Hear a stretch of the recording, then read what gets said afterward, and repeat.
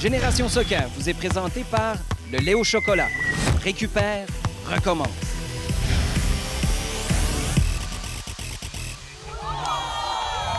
Ici Olivier Brett, bienvenue à ce nouvel épisode de Génération Soccer. Cette semaine, on vous propose une émission percutante en compagnie de Samuel Piette et on revient sur le match Canada-Curaçao avec Anthony Jackson-Hamel. Pour notre débat de la semaine, on parle d'arbitrage au Québec. Un sujet qui devrait en faire réagir plusieurs. On commence dès maintenant cet épisode avec l'excellent Samuel Piette. Le joueur de l'heure vous est présenté par Puma.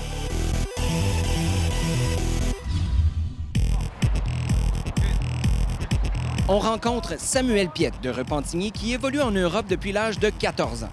L'international de 22 ans qui est de retour avec l'équipe canadienne nous parle de son expérience à l'étranger. Samuel, c'est un retour pour toi à l'émission. Tu avais été là lors de la première saison. Oui, c'est vrai. Ça fait assez longtemps. Je me souviens, la première saison, j'étais pas mal plus jeune, beaucoup moins de cheveux aussi. J'étais là, donc c'est le fun de revenir sur l'émission. Parlons justement de l'Europe. Tu es parti assez jeune. Comment c'est arrivé cette expérience? Oui, exact. Comme je l'ai mentionné un peu, c'est quand j'étais à Boisbriand. Mon entraîneur à l'époque était Lynn Beauregard. Elle avait un très bon contact, un très bon ami qui était en France, à Metz. Ils m'ont offert de rester là-bas un an avec eux. Donc, j'ai décidé d'aller là-bas rester un an. Au final, j'ai fait 2 ans en France, donc c'est comme ça que j'ai pu traverser là-bas en Europe. J'avais seulement 14-15 ans. La première année, loin de la famille, loin des amis, c'était quand même assez difficile, je dirais.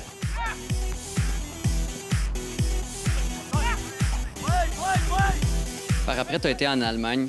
Tu avais dit, tantôt que tu n'avais pas eu à apprendre une nouvelle langue, mais là, c'est complètement le contraire. C'était comment cette expérience en Allemagne? Oui, ça a été un choc. Comme tu as dit, la langue a été très, très, très compliquée. Je veux dire, au début, je me débrouillais un peu avec l'anglais, mais il a fallu que, tranquillement, pas vite, j'apprenne l'allemand, ce que j'ai fait. Comme tu as dit, là-bas, le niveau était très, très élevé. Quand j'étais à Metz, j'étais un peu plus jeune, donc je faisais plus partie des équipes jeunes, les 17 ans, 19 ans. Là-bas, je rentre dans un club où j'arrive avec la réserve. L'année suivante, je fais le choix avec les pros. Donc ça a été quand même assez compliqué, je te dirais. Parce que, comme j'ai dit, c'est un autre niveau. Le jeu allait plus vite. En Allemagne, les gars sont beaucoup plus physiques, je te dirais, qu'en France.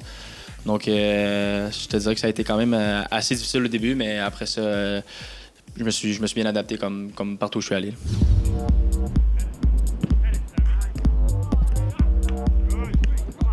Tout au long de ta carrière en Europe, est-ce qu'il y a eu un petit préjugé parfois, le fait que tu es Canadien? Est-ce qu'on te regarde différemment? Oui, veux pas, je veux dire, quand tu rentres dans un pays qui n'est pas le tien, surtout en Europe où il y a un très gros bassin de joueurs, comme par exemple en Espagne en ce moment, je suis le seul étranger dans mon équipe. Veux pas, les gens te regardent différemment. Le monde savent que le football au Canada, c'est pas le sport dominant, qu'on n'a pas une grande puissance mondiale avec la sélection. Donc, c'est sûr qu'au début, tu dois travailler un peu plus fort pour gagner tes minutes ou juste gagner ton poste dans l'équipe.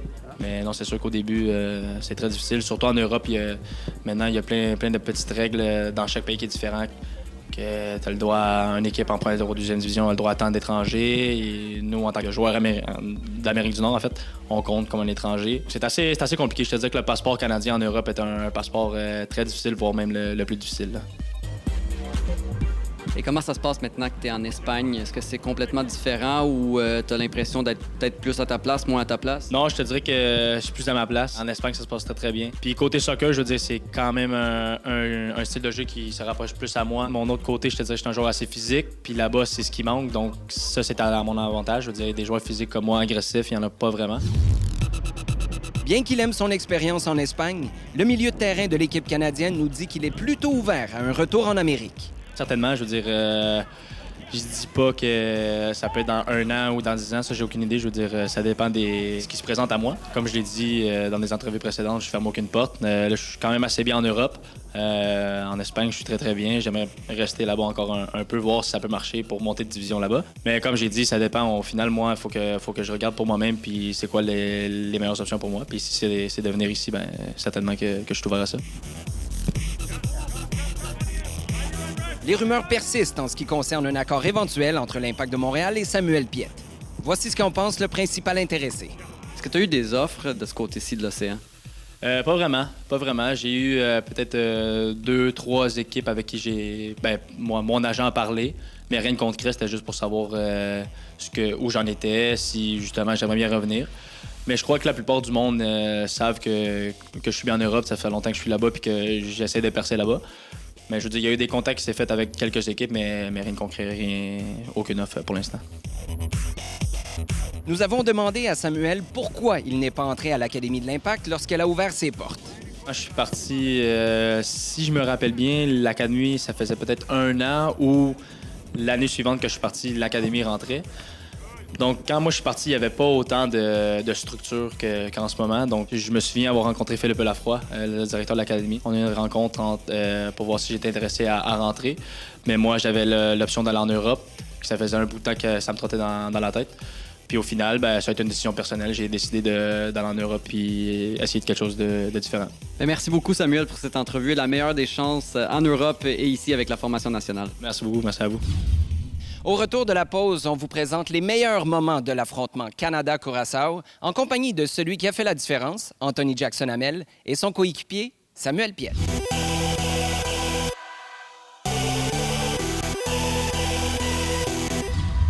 Le Canada jouait un match amical contre le Curaçao le 13 juin dernier au Stade Saputo. Revoyons les moments forts de cette rencontre en compagnie d'Anthony Jackson-Hamel et Samuel Piette.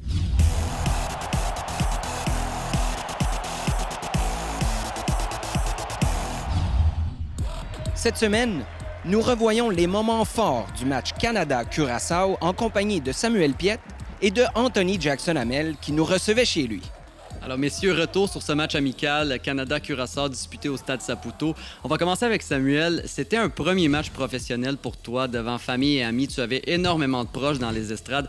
Comment ça a été enfin de jouer un match à la maison? Très content, c'est sûr, de pouvoir jouer devant ma famille et mes amis, de pouvoir démontrer en fait ce que j'étais capable de faire. La foule s'est levée à chaque fois que tu as touché le ballon. Tu semblais très motivé en début de rencontre, peut-être même un peu trop. Tu étais très agressif. Je me souviens entre autres d'un tacle un peu dangereux là, en début de rencontre. Est-ce que ça a été difficile de contrôler tes émotions pendant ce match? Moi, en étant un joueur agressif, déjà en partant, je peux créer un peu des fautes dangereuses, des tacles un peu plus dangereux, agressifs. Mais je veux dire, les 5 premières minutes, ça a été quand même un moment d'adaptation, un temps d'adaptation. Puis après ça, j'ai joué mon match comme un autre match normal. Anthony Jackson-Hamel a changé l'allure du match après son entrée en deuxième demi. Avec ses attaques répétées, l'attaquant de Québec a fini par donner le but gagnant à la formation canadienne. Parlons-en des facteurs déterminants dans ce match. Anthony, tout semble te sourire cette année, autant avec l'Impact qu'avec la formation nationale. T'es rentré en fin de match, tu marques encore une fois le but important, le but de la victoire.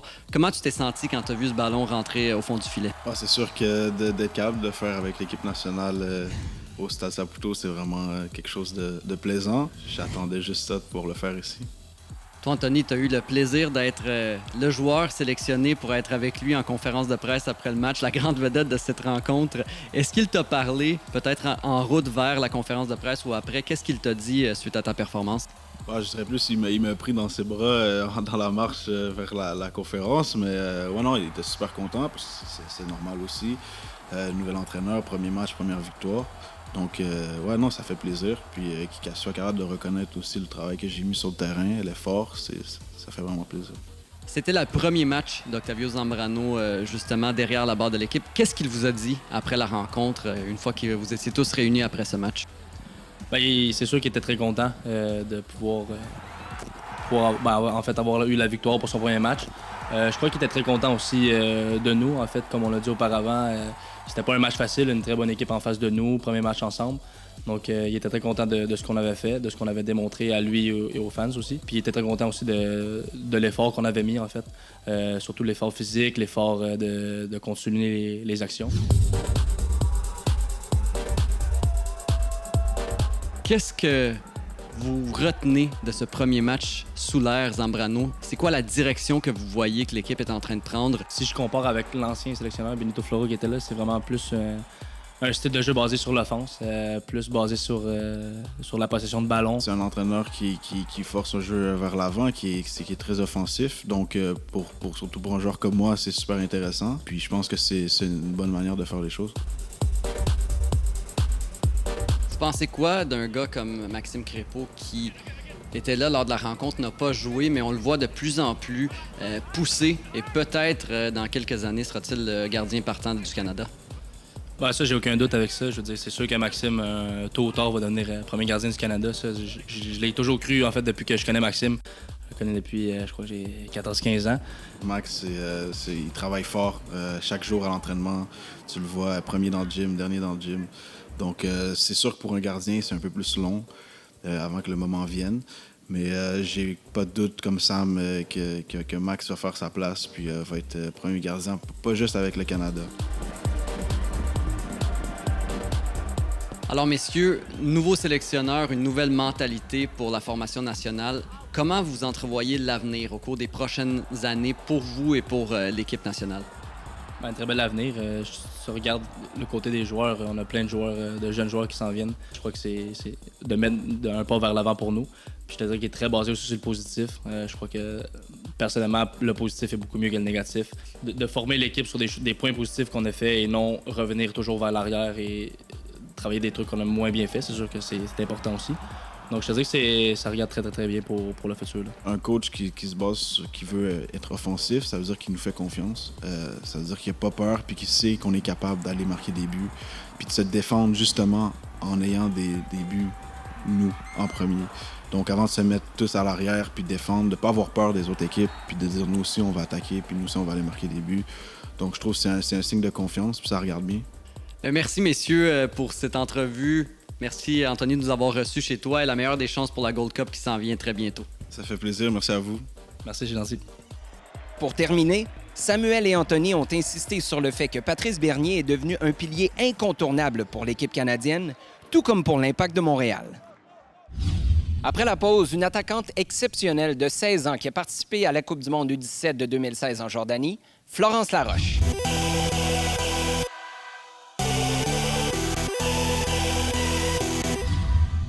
Florence Laroche est une attaquante espoir qui a participé à la Coupe du monde U17 de 2016. Elle s'envolera aussi avec l'équipe du Québec en vue des Jeux du Canada à Winnipeg en 2017. Geneviève Tardif l'a rencontrée. Les futurs pros vous sont présentés par le lait au chocolat. Geneviève Tardif rencontre Florence Laroche, une jeune espoir qui a participé à la Coupe du monde de la FIFA des moins de 17 ans en Jordanie l'an dernier. Bonjour Florence. Allô, Bienvenue à Génération Soccer. merci. Tu n'as que 16 ans. Tu as déjà une Coupe du monde à ton actif en Jordanie en 2016. Parle-nous de ton expérience. En fait, c'était vraiment une expérience comme hors de l'ordinaire. Je m'attendais vraiment pas à ça. Puis j'ai vraiment aimé ça. C'était vraiment une belle expérience. C'est quoi ton plus beau moment là, en Jordanie? En fait, selon moi, c'est comme quand j'ai joué contre l'Allemagne, mais je trouvais que j'avais vraiment bien joué, puis j'ai vraiment aimé ça. Qu'est-ce qui te démarque des autres attaquantes? Je pense que c'est ma technique, ma vision du jeu. Qui sont tes attaquants ou attaquantes chez les pros? J'aime beaucoup Christine Sinclair, puis j'ai vraiment aimé Becky. Oui, parce qu'elle joue la même position que moi, elle joue latérale, puis j'ai vraiment aimé comment elle jouait. Et des fois, je m'inspire d'eux, comme, je sais pas si vous savez, mais comme Becky, elle avait fait un but aux Olympiques un moment donné, elle avait comme passé le ballon par-dessus la tête d'une autre joueuse, elle avait crié, fait que j'essaie de faire ça des fois. Je m'inspire un peu de leur style de jeu, là.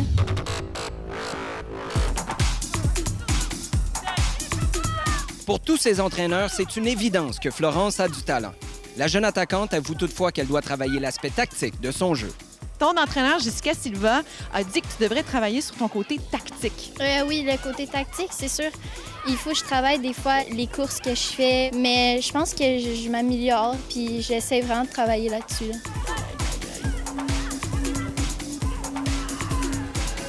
Des fois, je manque de confiance en moi. Je vois pas toutes les capacités que j'ai. Même que Patrice Bernier a dit en 2014, mental, confiance, ça fait la différence pour 90 %. Comment tu vas faire? Là? C'est quoi tes solutions pour avoir plus confiance en toi? Prendre plus de risques avec le ballon, plus comme croire en moi. Puis, tu sais, des fois, je fais des passes, mais je devrais peut-être aller déjouer l'autre adversaire au lieu de faire une passe. Qu'est-ce qui t'attend dans les compétitions nationales, internationales? Cet été, on a les Jeux du Canada. Avec l'équipe du Québec. C'est sûr, plus tard, j'aimerais ça, l'équipe nationale senior. Ça serait vraiment un rêve pour moi. Là. J'y rêve depuis que je suis toute petite, fait que ça serait le fun. On va se dire un go Florence ensemble, parce qu'il faut là, que tu gagnes confiance. On va regarder la caméra. Go Florence! Hein? Go Florence! Go Florence. J'ai confiance en moi. J'ai confiance en moi. Avec le point comme ça, yes! Yes. Merci. Au retour de la pause, un sujet de débat qui en fera réagir plusieurs. Que pensez-vous de l'arbitrage au Québec?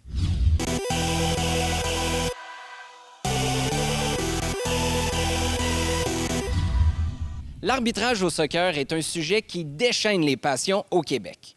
On termine cet épisode avec ce débat hors du commun avec Patrick Leduc.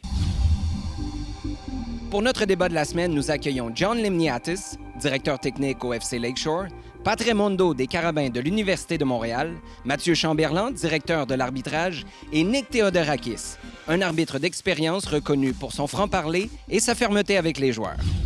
Le sujet de la semaine au débat à Génération Soccer, l'arbitrage au Québec. C'est quoi le problème avec les arbitres au Québec? Une bonne majorité d'arbitres ont peut-être la peau un peu trop sensible et ils s'excitent sur les mauvaises choses. Oui, mais ils commencent, ils ont 14 ans. C'est sûr que... Ah oui, mais c'est normal qu'un joueur sur le terrain, et John pourrait témoigner de ça, une fois de temps en temps, il doit évacuer un peu de frustration. Ils se concentrent beaucoup des choses qui se passent à l'extérieur, alors à écouter leurs entraîneurs, à écouter les joueurs, tout ça. Laisse-le faire. Quand je vous arbitrais dans la A-League à l'époque, quand on est au centre, je te confirme que moi, j'avais pas de temps à écouter ce qui se passait dehors. Avec l'expérience, tu vas moins écouter ce qui se passe à l'extérieur. Tu vas laisser le joueur ventiler. Nous, on a une conséquence. Des fois, on est en train de se battre pour rester dans le milieu du tableau où il y a un mauvais appel qui peut faire la différence entre 3 points et pas 3 points. Moi, c'est très possible. J'ai pas une job la semaine prochaine.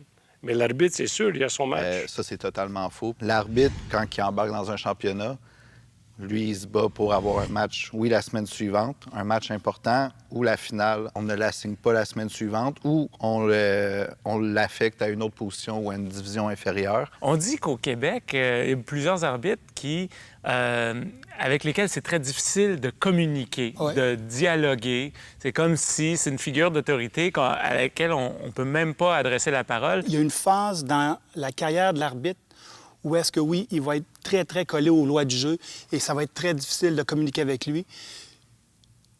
J'ai passé par là. Puis ça n'a pas été des années d'arbitrage agréables. Comment t'es passé au travers? Les années Qui l'a dit qu'il a passé au travers? En fin de carrière, je signalais une faute, puis un joueur passait derrière moi. « Wow, Nick, pas fort. » Puis j'étais, sais-tu quoi? C'est vraiment pas mon meilleur call en carrière. OK, je me suis peut-être trompé, c'est pas bien vu, ou tout simplement dire, je l'ai pas vu. C'est quand l'arbitre devient con. Ça veut dire qu'il commence à penser que tout ce qu'il fait, c'est correct. Et quand l'arbitre, tu sens que peut-être il a fait une erreur, moi, je ne vais jamais crier après. Parce qu'à l'époque, je suis pas sûr que tu étais toujours comme ça. Non, je n'étais pas toujours comme ça, évidemment. Siffle pas tout de suite au moment que tu vois le contact ou une faute. Prends juste 1 seconde pour que ça passe rapidement dans ta tête pour évaluer la situation avant que tu siffles. Parce que c'est certain qu'il y a certains arbitres qui sifflent, mais après ils disent « Oh, peut-être que je n'avais pas besoin de siffler ». En contrepartie, quand tu critiques un arbitre, je te prends toi comme exemple, là, ça pourrait être un autre joueur. Ça fait longtemps que je faisais ça. Est-ce que tu n'as pas l'impression que si l'arbitre se sent attaqué, il y a moins de chances de te donner raison sur des... Oui, évidemment. Et c'est une personne, évidemment. Pourquoi tu es comme ça, alors? Ben, je suis comme ça parce que moi, j'étais comme ça dans tout que je faisais. Mais John, tu comprends que si tu fais le seul tac du match que tu donnes, c'est un tac meurtrier avec le genou et frappe. Tu comprends? Moi, je fais pas ça. Tu sais, l'arbitre va réagir au joueur comme le joueur va lui parler. Est-ce qu'il y a des arbitres qui ont aidé l'Impact de Montréal durant ta carrière? Oui, il y a. Il y a particulièrement un arbitre, je vais vous dire, c'est lui que je mets le moins de tout le monde. Lui, il peut arranger un match comme tu veux. Hein? Tu mélanges 2 gars, là, mais c'est pas grave. What's his name? Non. OK. Je sais pas ce qui me vient de... Lui, je peux pas. Je peux pas. Au moment que je le vois, je suis pas capable parce que lui, il va te dire dans ta face, il va te dire qu'aujourd'hui, je vais te donner un carton rouge. C'est sûr, John, que moi, si je t'arbitre plusieurs fois dans la saison, puis je sais que puis John Limniatis, c'est un joueur salaud qui, dès que je tourne la tête, il donne des coups. Est-ce que tu penses que la 3e fois de l'été que je t'arbitre, que j'aurais pas un œil attentif sur toi? C'est sûr que oui. évidemment. sûr que oui. C'est sûr, certain que pendant les arbitres, quand ils se parlent, mon nom a été mentionné plusieurs fois. Parce qu'il revient puis dit, écoute, moi, je donne un carton jaune à John, hein? Regarde-moi, moi, je suis court. Moi, honnêtement, en tant qu'arbitre, je voudrais pas savoir qu'un joueur a 2 cartons jaunes puis qu'au prochain carton jaune, D'accord. il Ça va être... t'influencerait. Non, mais tu sais, j'aime mieux le faire que ce soit un carton jaune franc, que si c'est ton troisième, ben c'est très triste, mais... Mais Nick, on va parler aussi de contact entre les arbitres et les joueurs, là. Parle-moi un peu de John et de Pat, là. Avec Pat, c'est un match universitaire en 2002-2003. Et puis, je l'avais averti, j'ai dit, Pat, si tu continues, si tu pars. Puis Pat, il continuait. C'est plus une recrue, là. Puis non. Puis là, moi, j'ai dit, OK, là, c'est terminé. Donc, Pat, you're leaving. Donc, Pat exclu, s'en va dans les estrades du PEPS. Et pendant un petit moment, je le vois, il est sur la piste au PEPS, et puis il joue au ballon avec un petit gars. Puis là, je dis, qu'est-ce qu'il fait là? Puis à la fin du match, puis je lui dis, dans les couloirs, j'ai dit, pourquoi tu joues avec ce petit garçon-là? Mais il dit, il était tellement cute, mais c'était mon garçon. Il était en train de jouer au ballon avec mon garçon après que je l'ai expulsé. C'est impossible qu'un enfant ait cute au moment qu'ils sont peurs comme ça. Mais écoutez, ça, c'est le plus grand problème. Vous voyez que malgré le fait que j'ai expulsé Pat durant le match, suite à l'expulsion, dans les corridors, on s'est parlé, on a ri de la situation. Vous vous dites des histoires qui habitent, qui moi, j'ai trouvé totalement bizarre. En Grèce, par exemple, la liste des arbitres sort mardi pour les matchs à dimanche. Puis le spectateur il connaît les arbitres. Alors, si un arbitre vient d'Athènes à Salonique où il est, il apprend quel vol il va prendre pour arriver, puis il attend au moment qu'il sort de l'avion. Il commence à aller après, au moment qu'il sort, il n'est même pas sur le terrain. Qu'est-ce que les entraîneurs doivent changer au Québec pour que l'arbitrage, ça se passe mieux en général? Que tous les arbitres suivent un cours des lois de jeu. Les entraîneurs. Les entraîneurs, excuse-moi. Les entraîneurs suivent un cours des lois du jeu. Mathieu? Moi, je dirais, comme je suis un gars de communication, relation avec entraîneur-arbitre, juste avant le match. Hey? Donc, juste d'établir ce lien-là. Alors, merci pour ces suggestions, messieurs. Merci pour les anecdotes. John, on réfléchit à ce qu'on doit faire pour améliorer l'arbitrage au Québec. Merci encore de votre participation au débat. Merci. Thank you, sir. J'espère que cet épisode de Génération Soccer vous a plu. Merci beaucoup d'avoir été des nôtres et à la prochaine. Génération Soccer vous était présenté par le lait au chocolat. Récupère, recommence. L'équipe de Génération Soccer utilise exclusivement de l'équipement audio de marque AKG.